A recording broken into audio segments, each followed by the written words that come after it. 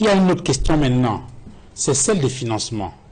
Le chef de l'État semble indiquer que le gouvernement a des difficultés à mobiliser les moyens financiers qui permettent de répondre à ces engagements. Est-ce qu'on ne peut pas copier ce qui se passe au Gabon?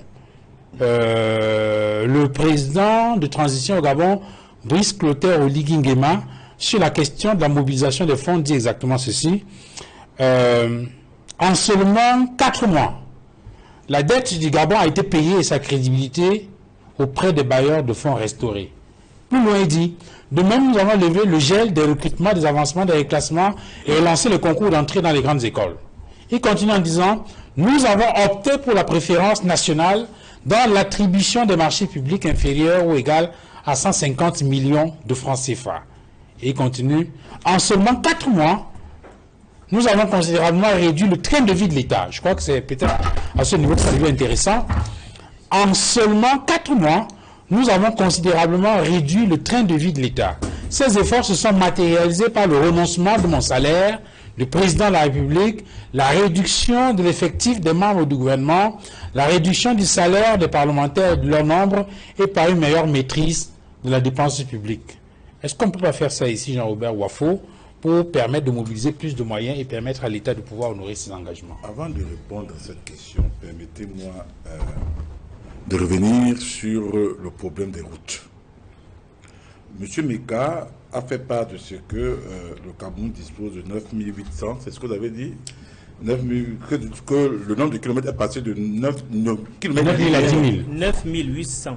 De 9800 kilomètres linéaires à 10 000 combien? À 10 553 km. Ou un total linéaire au Cameroun de 121 000 km.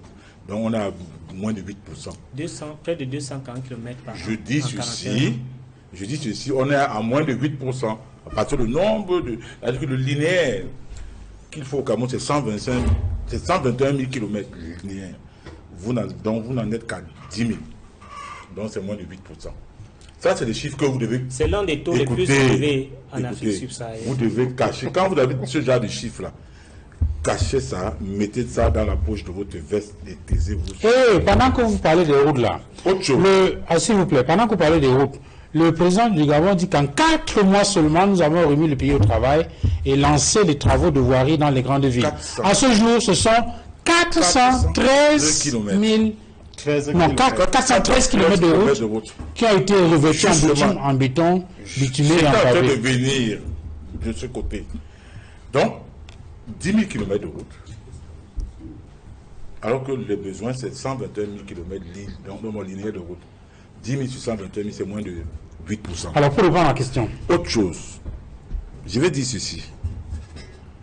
Toujours sur la route. Le président de la République en 2023 avait parlé de la route Babadjou-Bamenda. Il avait dit que ça allait être livré en 2023. Jusqu'ici, rien.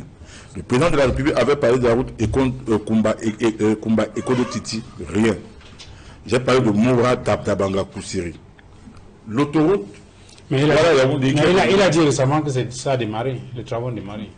Il avait dit qu'on devait livrer ça en 2023. Non, maintenant il dit que les travaux ont démarré. Ah, il est toujours en train de se répéter alors. Donc, je parlais également de l'autoroute Douala Yaoundé qui est devenue Yaoundé Douala.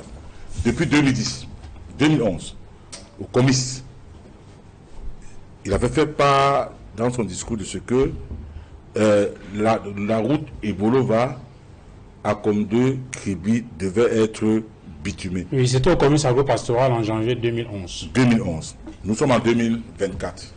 En janvier 2024.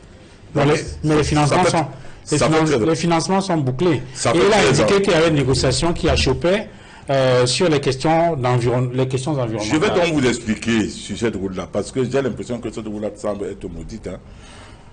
Je vais vous dire une chose. Le 10 mai 2023, le ministre délégué à la présidence en charge des marchés publics, M. Ibrahim Talba Mala,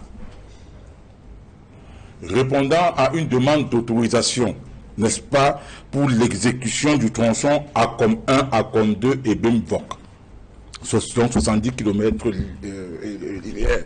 Demande qui avait été faite par le ministre des Travaux publics, M. Nganou Djoumessi. Le ministre Talba Mala l'avait retoqué en lui faisant comprendre qu'il s'agit d'un double emploi. Qu'on peut faire comprendre que, effectivement, que l'argent avait été débloqué sur ce tronçon. Vous parlez même de quel financement? S'ils ont mangé l'argent, il faut qu'ils disent qu'ils ont mangé l'argent. Je dis, c'est le ministre Talba Mala, je dis bien le 10 mai 2023. Non, le 10 mai 2023, oui. Le ministre Ngandou Djumessi écrit à Ibrahim Talba Mala pour demander l'autorisation pour l'exécution du tronçon ACOM 1, c'est-à-dire que ACOM 1, ACOM 2, Ebembo, qui est sur l'axe Ebolova, ACOM 2, Ebolova, ACOM Kribi. Heureusement, le ministre Ibrahim Talba Mala s'est rendu compte que, mais tiens, on avait déjà passé un marché sur ce tronçon. Il a retoqué.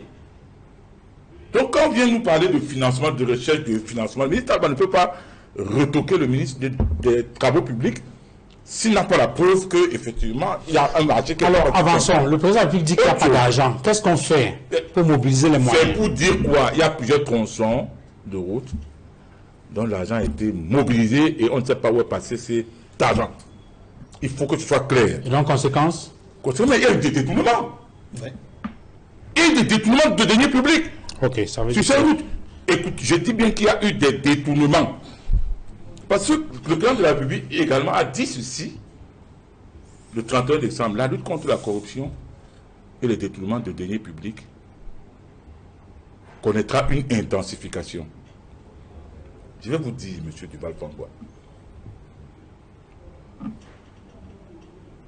où en est-on donc aujourd'hui avec la Cannes-Gate? On a détourné l'argent de la Cannes. Le projet des infrastructures de la Cannes se chiffre d'après certaines personnes à près de 3 000 milliards de francs CFA. Il y a des détournements. Jusqu'à aujourd'hui, on ne sait pas où on en est. Le Covid-Gate, où la Chambre des comptes a fait un rapport, trois rapports excellents, remarquables. Et dans un de ces rapports, la Chambre des comptes disait qu'il y a 12 cas susceptibles de revêtir une qualification pénale. Qu'attend la justice pour ouvrir une enquête sur cette affaire? Quand c'est le magistrat Yap Abdou qui le dit, c'est un magistrat hors hiérarchie, il dit 12 cas susceptibles de revêtir une qualification pénale. Ça indique tout. Jusqu'aujourd'hui, rien. On dit que les gens ont été entendus, des gens ont été ceci, on ne voit rien. Mais je vous rappelle une chose. Je prends le cas de la Côte d'Ivoire. Est-ce que vous savez que le président Alassane Ouattara a fait un remaniement?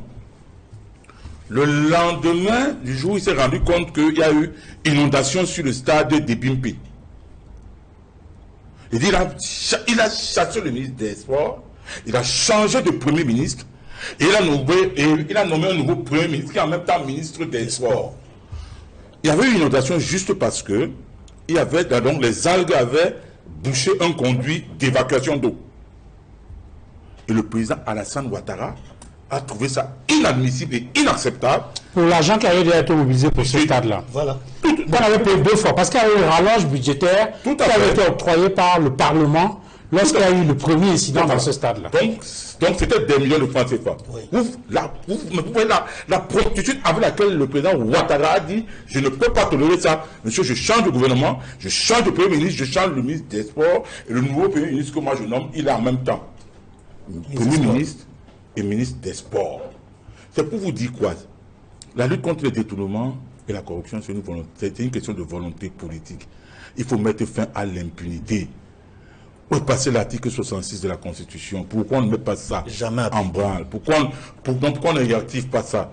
Pourquoi on ne permet pas à la CONAC, par exemple, d'attraire en justice, c'est-à-dire que, donc, après les enquêtes menées contre la corruption? Pourquoi on ne le fait pas? Moi, je vais vous dire une chose. Vous parlez du train de vie de l'État. Oui, il faut réduire le train de vie de l'État. Et je suis d'accord avec le président Oligui Nguema. Il a réduit le nombre de ministères. Au Cameroun, par exemple, combien de ministères sont en charge de l'éducation? Il y a l'éducation de base. il y a l'enseignement, il y a des enseignements secondaires, il y a l'enseignement supérieur, il y a la recherche scientifique et de l'innovation, il y a la formation professionnelle. Attendez, 5. Alors qu'on peut tout simplement créer un ministère de l'éducation nationale. Pourquoi? Qui existait à l'époque. Parce que ce que vous ignorez, c'est quoi? C'est que quand vous prenez le budget de l'État, quand vous entendez parler des missions, donc des budgets de fonctionnement, 70 à 80% du budget de fonctionnement des ministères, c'est à Yaoundé. Hein? C'est consommé à Yaoundé. Les services déconcentrés ont entre 30 et puis 20%.